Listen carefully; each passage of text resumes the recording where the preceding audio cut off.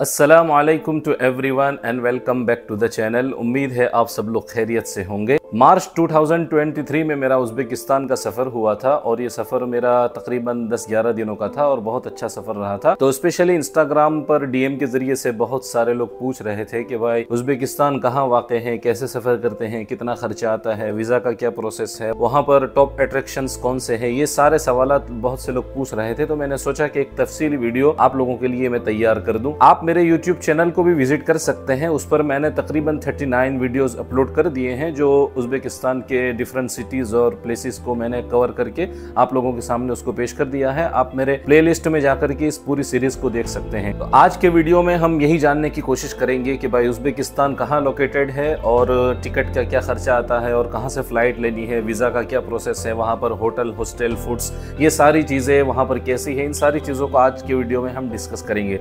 आप तमाम से रिक्वेस्ट है कि चैनल पर नए हो तो जरूर सब्सक्राइब करें, इस वीडियो को लाइक करें, अपने दोस्तों के साथ शेयर भी करें और एक स्पेशल रिक्वेस्ट ये है कि वीडियो आखिर तक देखें ताकि कोई भी पॉइंट मिस ना होने पाए और आप लोगों को स्टेप बाय स्टेप हर चीज के बारे में जानकारी मिल सके। सबसे पहले ये जानते हैं कि उज़्बेकिस्तान कहाँ वाक़ है। तो उज़्बेकिस्तान ये सेंट्रल एशिया के अंदर लोकेटेड है और ये लैंडलॉक्ड कंट्री है। इसके किसी भी तरफ समंदर नहीं लगता। चारों बॉर्डर की ओर मुख्तलिफ मुल्क बसे हुए हैं। तुर्कमेनिस्तान है, ताजिकिस्तान है, कजाकिस्तान है, इस तरह के बहुत सारे मुल्क इसके चारों तरफ बसे हुए हैं और ये सेंट्रल एशिया की ऐसी कंट्री है कि जिसकी आबादी इन तमाम मुल्कों में सबसे ज्यादा है। 3,56,00,000 के करीब इसकी आबादी है। इस तरह ये दुनिया में 36वें नंबर पर इसका शुमार होता है और ये मुस्लिम बहुल देश है और 94% मुस्लिम आबादी है यहाँ पर। हमारे हिंदुस्तान के कैपिटल दिल्ली से ये 1810 किलोमीटर की दूरी पर वाक़ है और ये अपने रिच कल्चर की वजह से और अपनी उम्दा तहजीब और सिविलाइजेशन की वजह से और अपने खान पान की वजह से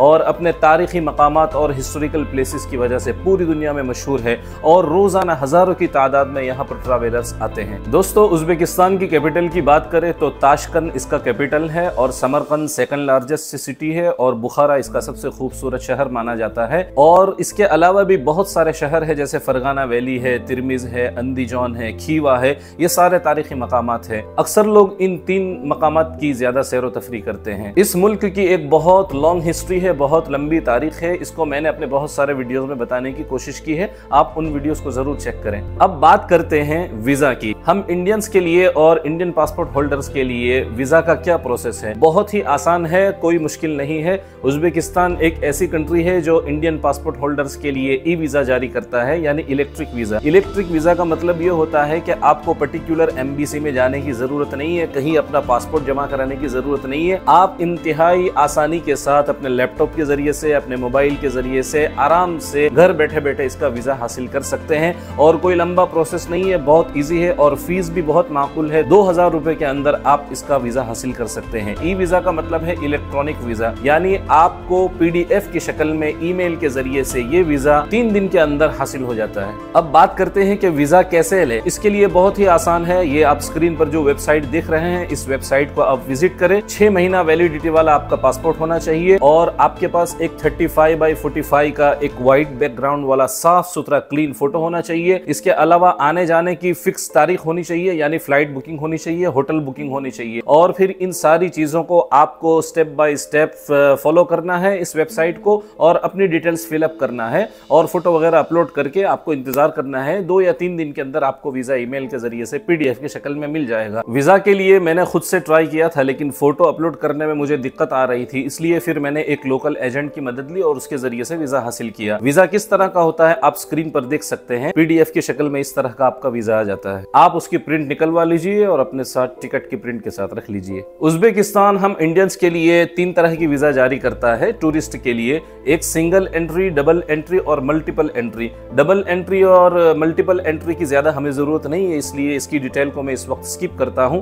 सिंगल एंट्री का मतलब ये होता है कि आप एक मरतबा ही दाखिल हो सकते हैं और दूसरी मरतबा अपने ड्यूरिंग टाइम के अंदर दाखिल नहीं हो सकते। उज़्बेकिस्तान हम इंडियंस के लिए 90 दिन का वीजा देता है, लेकिन स्टे की जो वैलिडिटी होती है वो सिर्फ 30 दिनों की होती है, यानी आपको 30 दिनों के अंदर रिटर्न हो जाना पड़ता है। अब बात करते हैं फ्लाइट टिकट की। ज्योग्राफिक एतबार से अगर देखा जाए तो दिल्ली से ताशकंद करीब पड़ता है मुंबई के मुकाबले में, और मुंबई से इसका कोई डायरेक्ट फ्लाइट भी नहीं है, लिहाजा मैंने दिल्ली से फ्लाइट ली। दिल्ली से ताशकंद के लिए 2 फ्लाइट चलती है, एक है उज्बेक एयरवेज और दूसरी है इंडिगो। उज्बेक में मैंने चेक किया तो तकरीबन 26 साढ़े 26 हजार का टिकट मुझे बता रहा था, और मैंने इंडिगो एयरलाइंस के अंदर जाकर के चेक किया तो वहां पर मुझे ये 22,500 के करीब यानी 22,500 के अंदर ये टिकट मिला। और किस वेबसाइट से मैंने टिकट बनाया तो आप स्क्रीन पर देख सकते हैं, एक वेबसाइट है स्काई स्कैनर। ये बहुत ही अच्छी वेबसाइट है और बहुत अच्छे प्राइस में आपको फ्लाइट टिकट यहाँ पर मिल जाते हैं, तो आप इसके थ्रू बुकिंग कर सकते हैं। मैंने अपने मोबाइल के जरिए से ही बुक किया। इंडिगो एयरवेज के अंदर फूड की फैसिलिटी नहीं है, आपको बाई करना पड़ता है, लेकिन वैसे कोई जरूरत भी नहीं है, आप खाना वगैरह खा करके बैठ जाए, 3-3.25 घंटे में पहुंच जाएंगे। एक दूसरी ट्रैवल आइटिनरी इस तरह है जिसको आप फॉलो कर सकते हैं। चंद महीनों पहले मुंबई से अलमाटी, जो काजाकिस्तान का कैपिटल है, तो Mumbai to Almaty direct flight service शुरू हुई है। और एक खास बात यह है कि हम इंडियंस के लिए काजाकिस्तान अगर 14 डेज या उससे कम रहना है तो वीजा की भी जरूरत नहीं है, आप वहां जाकर के वीजा ऑन अराइवल हासिल कर सकते हैं। तो आप अपनी ट्रैवल आइटिनरी इस तरह बनाएं कि आप मुंबई टू अलमाटी चले जाए, वहां मेरे ख्याल से 6-7 दिन बहुत काफी है। वहां स्नो एडवेंचरर की बहुत सारी चीजें हैं, बहुत खूबसूरत मुल्क है, वहां का लैंडस्केप है, रिवर्स है, माउंटेन्स है, बहुत खूबसूरत कंट्री है, तो आप इसको भी साथ में एक्सप्लोर कर सकते हैं। तो पहले आप काजाकिस्तान को एक्सप्लोर कर लीजिए और वहां से फ्लाइट के जरिए से या ट्रेन के जरिए से, दोनों सुविधाएं हैं, आप उज्बेकिस्तान एंटर हो जाए और रिटर्न में आप ताशकंद टू दिल्ली या आपको जहां जाना है वहां का टिकट बनवा लीजिए। तो आप इस तरह 2 कंट्री का सफर कर सकते हैं। अब आप कहेंगे कि चलो भाई वीजा तो हासिल कर लिया, अपनी आइटिनरी भी सेट कर ली और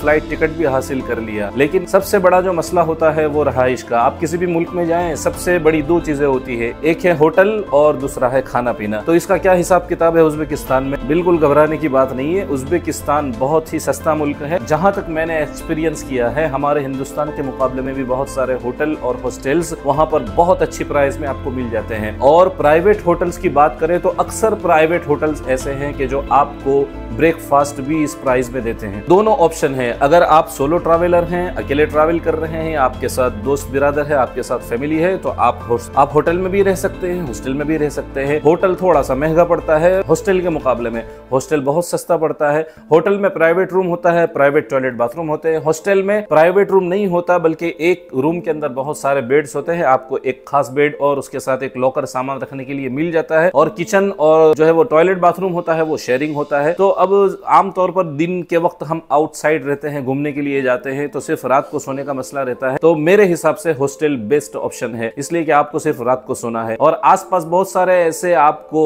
जो है वो सुपर स्टोर्स मिल जाते हैं, वहां से आप दूध, ब्रेड, एग, ये ब्रेकफास्ट की चीजें बाई करके आप कॉमन किचन में हॉस्टल में इसको पका करके अपना नाश्ता तैयार करके आराम से खा सकते हैं। मैंने दोनों एक्सपीरियंस किया, होटल में भी रहा, हॉस्टल में भी रहा। होटल में ब्रेकफास्ट इंक्लूड होता था, तो मेरा पर्सनली मामूल ये होता था कि मैं सुबह में 8-9 बजे दबा करके नाश्ता कर लेता था, और फिर नाश्ते के बाद दोपहर में हल्का फुल्का रास्ते से कुछ जूस पी लिया, कुछ समोसे खा लिया। इसलिए कि हमारे हिंदुस्तान के हिसाब से 30-40 रुपए के अंदर बहुत अच्छा नाश्ता आपको जो है वो सड़क पर मिल जाता है, और फिर सीधा जो है वो शाम के वक्त मैं खाना खा लेता था। और यहाँ पर खाना भी सस्ता है, रेस्टोरेंट आपको हर तरह के मिल जाएंगे, ये आपके बजट के ऊपर डिपेंड करता है। लेकिन दरमियानी दर्जे की बात करूँ तो 200 से 250 रुपये में आपका पेट आराम से बहुत अच्छे तरीके से भर जाता है। और वेजिटेरियन के लिए भी ऑप्शन है, लेकिन कम है, नॉन वेजिटेरियन के लिए ज्यादा ऑप्शन है। और यहाँ पर बीफ हो गया, मटन हो गया, और इस तरह की बहुत सारी चीजें। और स्पेशली उज्बेकिस्तान का पुलाव बहुत ज्यादा मशहूर है। यूं कहा जाता है कि उज्बेकिस्तान ने दुनिया को पुलाव खाना सिखाया, यानी ये पुलाव उज्बेकिस्तान की ईजाद मानी जाती है, आविष्कार माना जाता है। तो यहाँ का जो पुलाव है, बीफ पुलाव, वो स्पेशली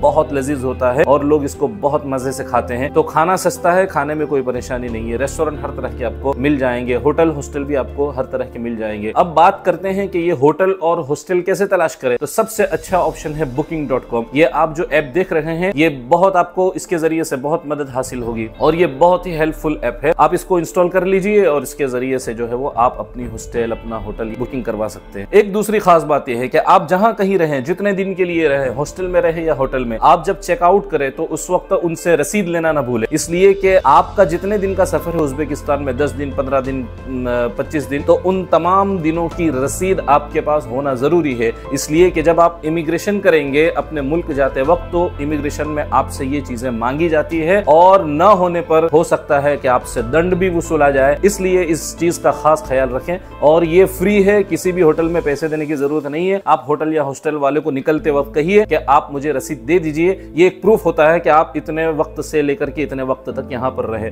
और उसको संभाल करके रखिए। अब बात करते हैं करेंसी की। उज्बेकिस्तान में कौन सी करेंसी चलती है? उज्बेकिस्तान की करेंसी का नाम उज्बेक सोम है, और ये बहुत डाउन करेंसी है हमारे मुकाबले में। लेकिन यहाँ पर हमारे रुपीज नहीं चलेंगे, इसलिए आपको जाते वक्त डॉलर लेकर के जाना जरूरी है। जब एयरपोर्ट पर जाएंगे और चेंज कराएंगे, मैं अपनी बात करूं तो मैंने $100 चेंज कराए थे, मुझे उज्बेक सोम में मिले थे 12,35,000 के करीब। $100 को मैंने चेंज कराया तो मैं वहां पर मिलियनर बन गया। आप अपने साथ $, लेकर के जाएं। अब इसके बाद हम बात करते हैं कि उज्बेकिस्तान में आपको घूमने के लिए कितने दिन चाहिए। तो ये आपके ऊपर डिपेंड है, आप कितने शहरों को घूमना चाहते हैं। अगर मोटा मोटी तौर पर जो मशहूर शहर है, ताशकंद है, बुखारा है, समरकंद है और फरगाना है, तो इस तरह के मशहूर शहर आप घूमना चाहते हैं तो 10 दिन आपके लिए काफी है। आप 10 दिन के अंदर बहुत कुछ घूम सकते हैं। तो सबसे पहले आप अपनी आइटनरी इस तरह बनाए जैसे कि मैंने बनाई थी। आप सबसे पहले ताशकंद चले जाए, उसके बाद समरकंद चले जाए, उसके बाद आप बुखारा चले जाए। कौन सा शहर किस शहर से कितना दूर है ये सारे आप मेरे व्लॉग्स के अंदर देख सकते हैं। अभी मैं इसको स्किप करता हूँ। अब बात करते हैं कि यहाँ पर फेमस प्लेसेस कौन से हैं, टॉप अट्रैक्शंस कौन से हैं। सबसे पहले ताशकंद। ताशकंद के अंदर बहुत सारे मकामात है। ताशकंद के अंदर कितने मकामात है और मैं कहाँ कहाँ घुमा, इसके लिए आप मेरे वीडियो लिस्ट को चेक कर सकते हैं। आपको उसमें पूरी तफसील मिल जाएगी कि कौन सी जगह मैंने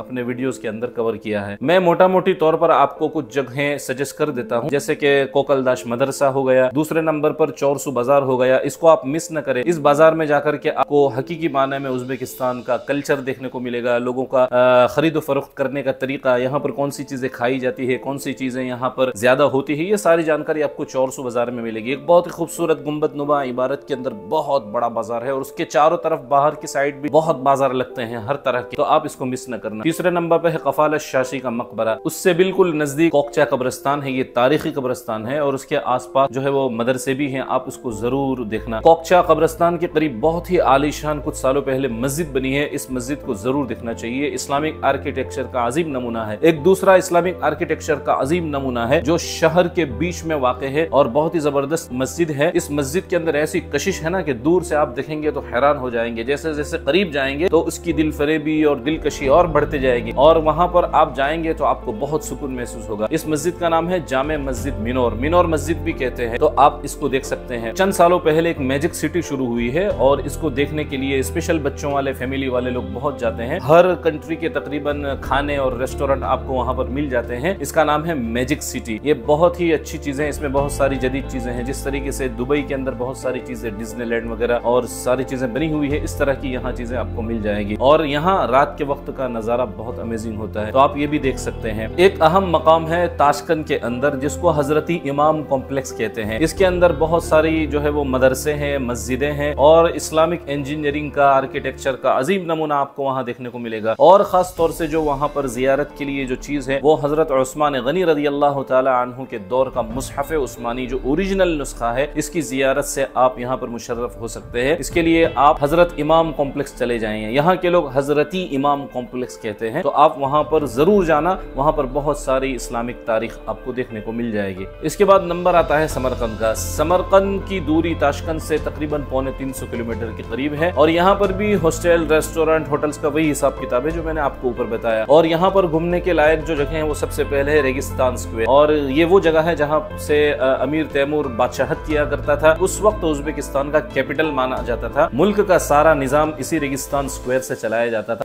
उसके बाद जो चीज है वो बीबी खानम की मस्जिद है। ये भी अजीम इस्लामिक आर्किटेक्चर का नमूना है, बहुत पुरानी यादगार है, और ये अमीर तैमूर की बीवी ने इस मस्जिद को बनाया था। बहुत बड़ी मस्जिद है, बहुत सारे इसके अंदर तारीखी मकामात आज भी हैं, और बहुत सारे म्यूजियम्स है, तो इनको भी देखना चाहिए। उससे थोड़ा आगे जाएंगे तो समरकंद का मशहूर सियोब बाजार है, इसको भी आपको देखना चाहिए। उससे आगे जाएंगे तो एक बहुत ही अच्छी जगह है फोटोग्राफी के लिए। हाईवे के ऊपर एक छोटा सा ब्रिज बना हुआ है चलने के लिए, और सेल्फी वगैरह ले सकते हैं। उससे थोड़ा आगे जाएंगे तो थोड़ा हाइट के ऊपर हजरत खिजर मॉस्क है, यानी हजरत खिजर मस्जिद है, और वहां से आपको पूरा समरकंद शहर नजर आता है। बहुत ही सिनेमेटिक व्यू होता है और बहुत ही अच्छा पॉइंट है ये। उसके बाद एक बहुत ही अहम जगह है शाह जिंदा, शौही जिंदा इस तरह प्रोनाउंस करते हैं उज्बेकिस्तान में। ये हजरत कुसुम इब्न अब्बास रज़ी अल्लाह तआला अन्हु का मकबरा है, जो हजरत नबी करीम सल्लल्लाहु अलैहि वसल्लम के चचाजाद भाई थे। तो आपकी कब्र मुबारक वहाँ पर है। जब आप वहाँ पर जाएंगे तो आपको सारी डिटेल्स वहाँ पर मिल जाएगी। और ये जितने भी तारीखी मकामात है, चाहे ताशकंद में हो, समरकंद में हो, बुखारा में हो, तमाम जगहों पर आपको जो है वो टिकट लेना पड़ती है।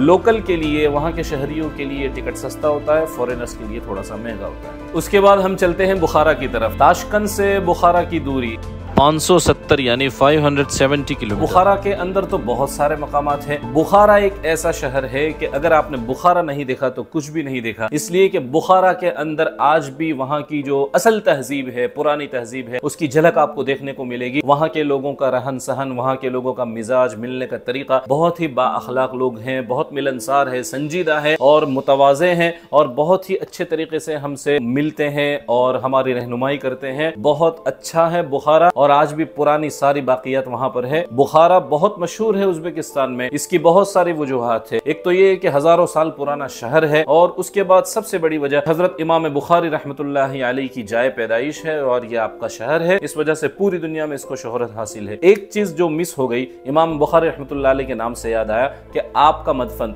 समरकंद से 25 किलोमीटर की दूरी पर एक छोटी सी बस्ती है जिसका नाम है खरतंग। यांडेक्स गो जो टैक्सी है उसके जरिए से जा सकते हैं, कोई ज्यादा दूर नहीं है, 25 किलोमीटर है, तो यहाँ पर आधा दिन आपके लिए काफी है। और फिर बुखारा के अंदर, बुखारा बहुत ही खूबसूरत सिटी है। इसकी सड़कें, इसके रास्ते, यहाँ की साफ सफाई और बहुत क्वाइट शहर है और बहुत ही अमन है, बहुत ही अच्छा शहर है। वैसे पूरा उज़्बेकिस्तान सिक्योर है, पूरा उज़्बेकिस्तान सेफ है ट्रैवलर्स के लिए।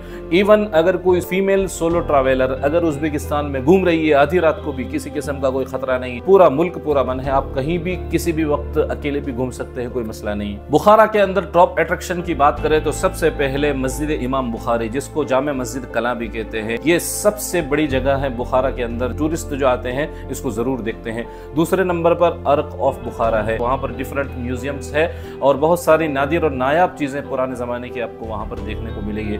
बिल्कुल अर्क ऑफ बुखारा से थोड़ा सा आप सामने की तरफ देखेंगे तो बिल्कुल लबे सड़क एक बहुत ही पुरानी 18वीं सदी की मस्जिद है जो 20 सुतूनों वाली मस्जिद के नाम से जानी जाती है और ये इस्लामिक आर्किटेक्चर का अजीम नमूना है, तो इसको भी जरूर देखना चाहिए। अब बात करते हैं ट्रांसपोर्टेशन की कि भाई ताशकंद से समरकंद जाना है, समरकंद से बुखारा जाना है या बुखारा से इस तरफ आना है, तो सबसे बेहतरीन जरिया क्या है? तो भाई फ्लाइट भी बहुत सारे डोमेस्टिक एयरपोर्ट्स भी है मुख्तलिफ सिटीज को जाने के लिए, लेकिन ट्रेन और उसमें भी बुलेट ट्रेन अफरोसियाब, ये बहुत कामयाब ट्रेन है उज़्बेकिस्तान की। आप व्लॉग में भी देख सकते हैं मेरा बुखारा से ताशकंद का जो सफर है, बहुत ही अच्छी ट्रेन है, बुलेट ट्रेन है, बहुत कम वक्त में आपको पहुंचाती है। ताशकंद से समरकंद होते हुए बुखारा जाती है और बुखारा से समरकंद होते हुए ताशकंद जाती है और दिन के अंदर मुख्तलिफ अफरोसियाब चलती है। उसके अलावा भी और भी बहुत ही अच्छी अच्छी ट्रेनें हैं जो दूसरी जगहों के लिए भी आप उसको कर सकते हैं। इसकी टिकट कैसे ले, तो इसके लिए आप वेबसाइट जो शो हो रही है स्क्रीन पर आप उसको देख सकते हैं, इसके जरिए से आप टिकट बुक कर सकते हैं। चलो भाई, ट्रेन की बात तो हो गई। अब बात करते हैं कि शहर के अंदर आपको घूमना है तो सबसे बेस्ट ऑप्शन क्या है? तो भाई जिस तरीके से हमारे इंडिया में ओला उबेर कैब होती है,